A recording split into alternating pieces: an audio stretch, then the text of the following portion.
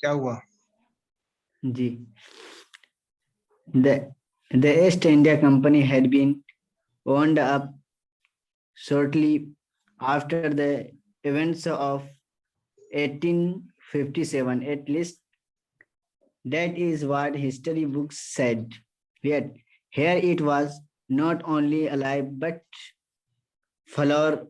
Flourishing. Flourishing. Ji. So history had taken a different turn, perhaps before 1957. How and 1857. it happened, he had no find out as he walked along Hornby Road. Hornby Road. Hornby Road, as it was called, he found a different set of shops and office buildings. There, there was no handloom house building. Instead, there were Instead, goods. instead there were goods and Instead, there woolworths. were goods and worm the departmental stores, imposing of offices of Lloyd's, Leeds and Barclays. Lloyd's, Barclays, and other Barclays. Barclays K. and Barclays. Barclays and other British banks. Other British banks. उधर नहीं पढ़े हैं, other पढ़े हैं, other British banks. Other British banks, as in a typical high street of a town in England. He turned right along Home Street and entered Forby's building. I wish to meet Mr. Vinay Gantondi. Gantondi.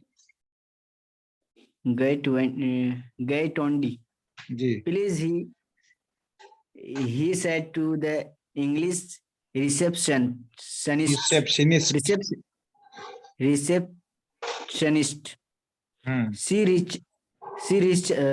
He searched through the telephone list. She searched through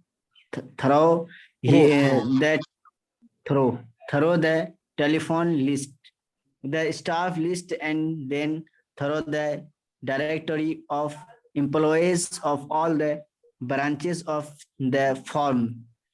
She shook her head and said, I am afraid I can't find anyone of that name either here or in either here or in any of our branches. Or are you sure he works here? This was a blow not totally unaccepted. If he himself what did in this world, that guarantee had he that his son would be alive. Indeed, he may not even have been born. He thanked the girl politely. Thanked नहीं है, he thanked the girl politely. He thanked the girl politely and come out. It was characteristic of him not to worry about where he would stay. His main concern was to make his way to the library of the Aztec Society to solve the riddle of history. Grabbing a quick lunch to a restaurant. He made his restaurant. He made this way to the town hall.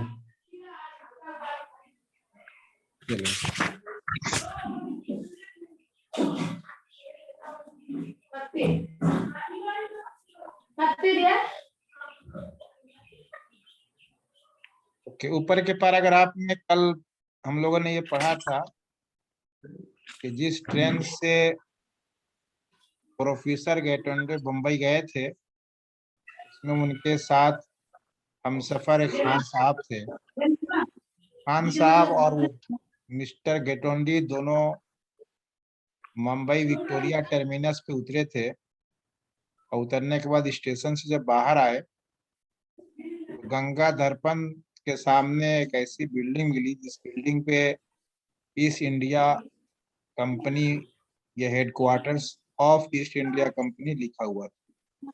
ये तहरीर देख करके उनको हैरत हुई, क्योंकि ये गंगा दर्पण खुद ये प्रोफेसर थे हिस्ट्री के, और हिस्ट्री के प्रोफेसर होने के नाते इनके नॉलेज में ये था कि 1857 की जंग के बाद ईस्ट इंडिया कंपनी के जेरे साए जो हुकूमत आई थी वो हुकूमत अब खत्म हो चुकी।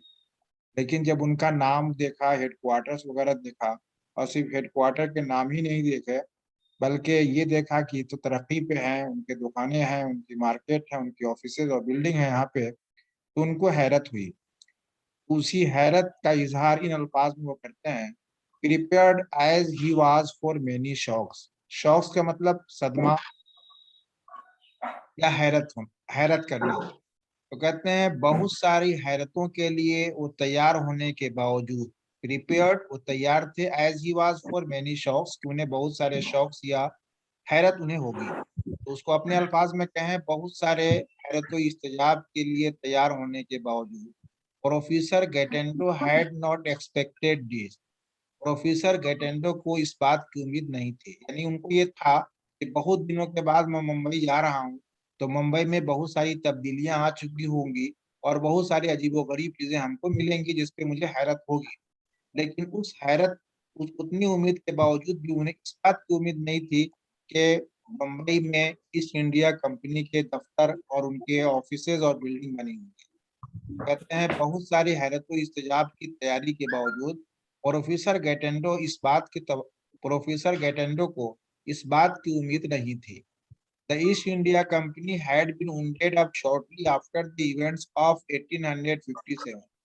इनकी जो तारीख थी, अपनी तारीख की किताबों में जो पढ़ा था उसके मुताबिक ये था कि 1857 के वाक़े के बाद फौरी तौर से, या 1857 के वाक़े के फौरी बाद ईस्ट इंडिया कंपनी खत्म हो चुकी थी। East India Company had been wounded मतलब stopped, ended. East India Company खत्म हो चुकी थी shortly after the events of 1857, 1857 के वाक़े के थोड़ी दिन के बाद। At least that this is what history books, कम से कम यही वो बात है जो तारीख की किताबों में लिखी गई है, जो कि तारीख की किताबें बताती है। ये सोच है मिस्टर गेटेंडो की। Eight there here is what not only a live but flourishing. लेकिन हैरत क्या है कि ईस्ट इंडिया कंपनी सिर्फ यहाँ वाकई नहीं है, मौजूद ही नहीं है, बट फ्लोरिशिंग, बल्कि उसकी तो तरक्की हो रही है। बट गेटिंग प्रोग्रेस, फ्लोरिशिंग मतलब तरक्की करना। So history had taken a different turn perhaps before 1857। तो कहते इसलिए तारीख ने एक नया मोड़ ले लिया, शायद 1857 से पहले की। कहते हैं कि हिस्ट्री के किताबों में कुछ और लिखा था, यहाँ पे कुछ और लिखा है, लगता है तारीख में कुछ तब्दीली हो गई है। अब कहते हैं how and when had it happen, ये कैसे वाक़ हुआ और ये कब ऐसा हो गया, हम इसके बारे में अब पता करेंगे। तो how and when had it happen, कैसे और कब ये वाक़ हुआ, he had to find out, ये उसको प्रोफेसर गेटेंडो कहते हैं हम उसके बारे में पता करेंगे। He had to find out, उन्हें इस बात का पता करना है। As he walk along Hornby Road, Hornby Road इस जगह का नाम है, जैसे वो हॉर्न बाई रोड से गुजर रहे थे, एज इट वाज कॉल्ड, जैसा कि कहा जाता था। तो एज इट वाज कॉल्ड का माना कर लीजिए बनाम या नामी। हॉर्न हॉर्न बाई रोड नामी सड़क से जैसे ही वो गुजर रहे थे, he found a different set of shops and office buildings। तो उन्होंने वहां बहुत सारे दुकानें देखा, ऑफिस ऑफिस की इमारतें उन्होंने देखा। There was no handloom house building, और वहां कोई हैंडलूम हाउस बिल्डिंग यानी हैंडलूम की कोई इमारत नहीं थी जो उनके दिमाग में पहले था। Instead, there were boots and woolworth departmental store. Departmental store ऐसी दुकानों को कहते हैं जिसमें मुख्तलिफ किस्म के अशिया अवेलेबल होते हैं, जहाँ खरीदार खरीदने वाला अपनी जरूरत के मुताबिक बहुत सारे चीजों को खरीद लेता है।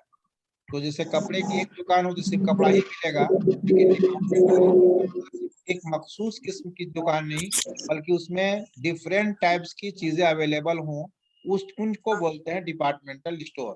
तो there were Boots and Woolworth departmental store, यहाँ पे बूट्स के और कीमती ऊन के डिपार्टमेंटल स्टोर थे।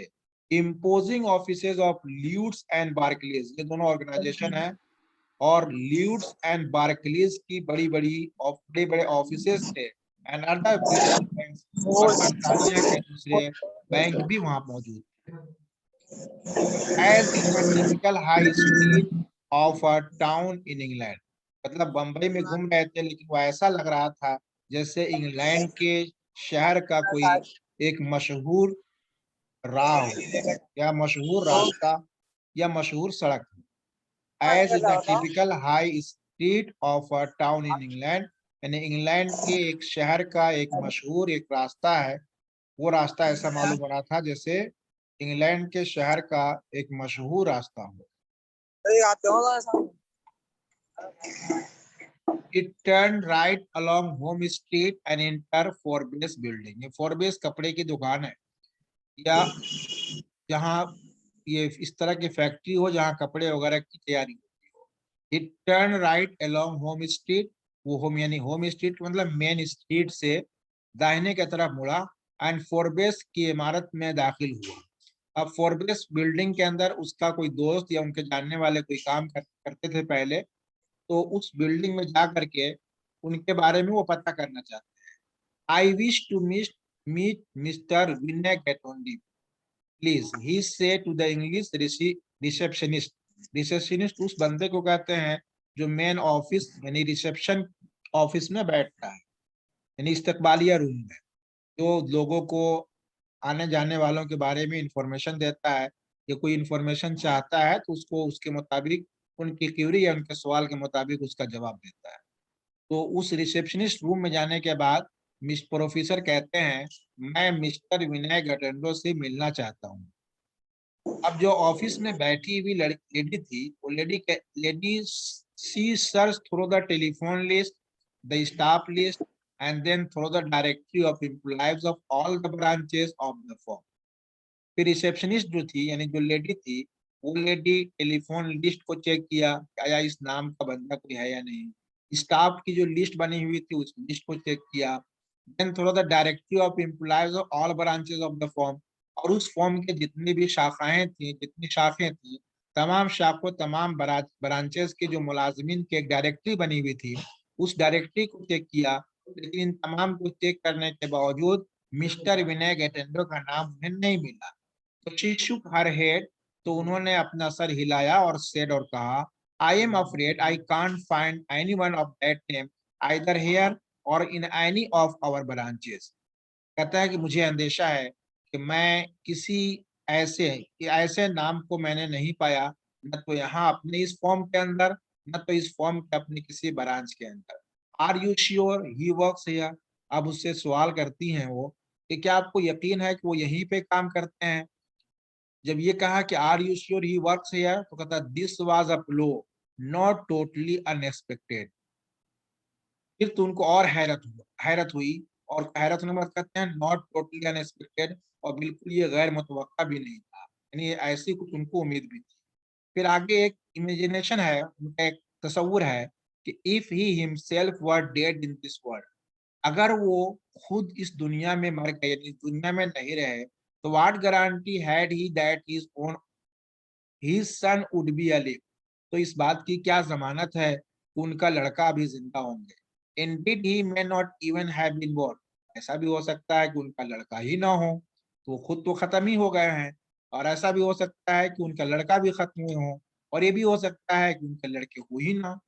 तो indeed he may not even have been born, हो सकता है उनके लड़के ही ना रहे हों, यानी लड़के पैदा ही ना हुए हों। He thanked the girl politely and came out. उन्होंने उस लड़की का बहुत नरमी से शुक्रिया अदा किया और बाहर आ गए।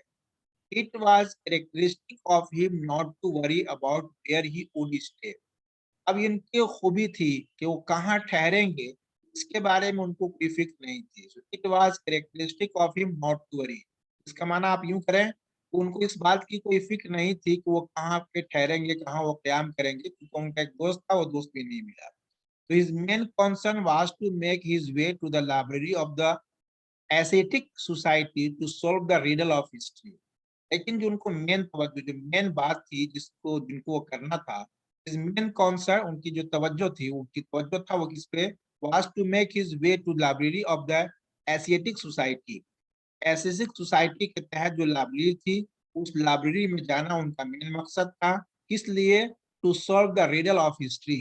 हिस्ट्री में जो एक मुअम्मा एक पैदा हो गया, एक जो परेशानी आ गई तारीख में, उसको सुलझाने के लिए कि मैं कुछ और जान रहा था अपनी हिस्ट्री के मुताबिक और यहाँ पे कुछ और है। तो कहते हैं हिस्ट्री में कुछ तब्दीली तो नहीं आ गई है। तो रीडल का मतलब होता है ऐसी चीज जो समझ में ना आवे। तो हिस्ट्री के पेचीदगी माना कर लीजिए, तारीख के पेचीदगी को सॉल्व करने के लिए एशियाटिक सोसाइटी के लाइब्रेरी में जाने का उनका मेन इरादा था। Grabbing a quick lunch at the restaurant. Grabbing a quick lunch मतलब जल्दी जल्दी से खाना खाना। तो ग्रेबिंग यानी eating fast, a quick lunch at a restaurant, एक होटल में जल्दी से खाना खाया। And he made his way to the town hall, फिर वो टाउन हॉल की तरफ चल दिए। अब टाउन हॉल में जाने के बाद उन्होंने किताबें तलब की है लाइब्रेरियन से, और किताबें दी गई है और उन्होंने पूरी किताबों को मुताला किया है। तो कल के दर्स में देखेंगे कि लाइब्रेरी में जाने के बाद उन्होंने किन किन किताबों का मुताला किया और अपनी हिस्ट्री के किस इवेंट पे वो पहुंचे। समझ में आया या नहीं?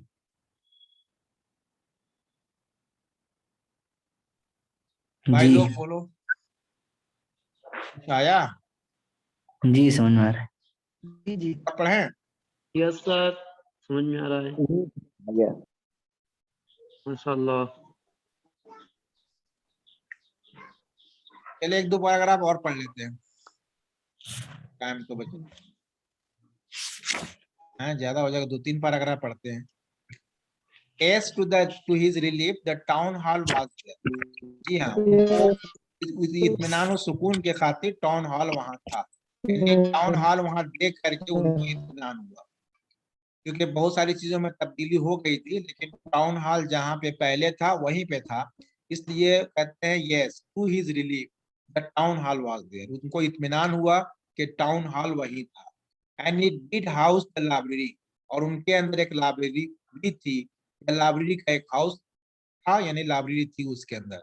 It did house the library, और उसके अंदर एक लाइब्रेरी थी। He entered the reading room, वो रीडिंग रूम में दाखिल होते हैं।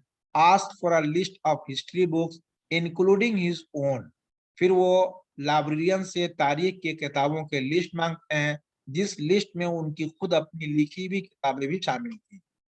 तो उन्होंने कुछ लिस्ट दिया कि ये किताबें आप ला के दो मुझे, और उन किताबों की लिस्ट में कुछ ऐसी किताबें भी थी जिन किताबों को उन्होंने खुद ही लिखा था।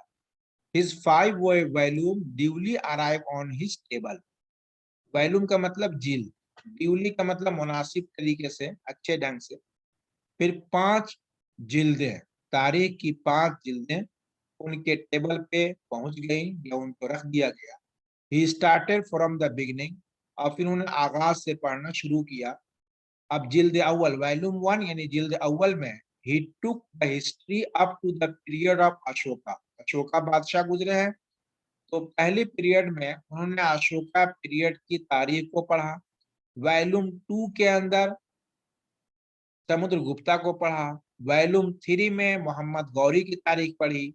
और volume 4 up to the death of Aurangzeb, और चौथे वॉल्यूम में औरंगजेब की मौत तक की तारीख पढ़ी। यहाँ तक तो मामला क्लियर था, लेकिन उन्हें कितनी जिल्दें थी इनकी? 5 वॉल्यूम, 5 जिल्दें। तो 4 जिल्द में तो कोई दिक्कत नहीं है, वहां तो जो तारीख इनको मालूम थी वैसे उसमें लिखा भी है। Up to this period history was as he knew it. इस पीरियड तक यानी औरंगजेब के पीरियड तक तारीख वैसी थी जैसे उनको मालूम था। The change evidently had occur in the last value, जो तब्दीली आई थी, आखिर में जो तब्दीली आ गई, वो तब्दीली आई थी आखिरी जिल्द में। So reading volume 5 from both ends inwards, Ganga Darpan finally converged on the precise moment where history had taken a different turn. Reading volume 5, पांचवें जिल्द को from both in inwards, दोनों तरफ से, यानी आगे से पीछे से दोनों तरफ से पढ़ करके, गंगा दर्पण finally converge on the precise moment, Ganga दर्पण एक ऐसी जगह पे पहुंचे where history had taken a different turn, जहां पे तारीख में तब्दीली वाक़ई हुई। ओके, तो इन पैराग्राफ को आप रिपीट करें।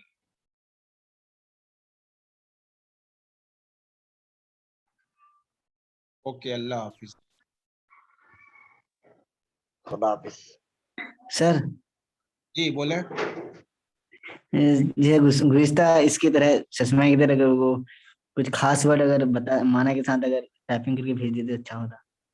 ठीक है, इंशाल्लाह कल से भेज दूंगा। जी अस्सलाम वालेकुम।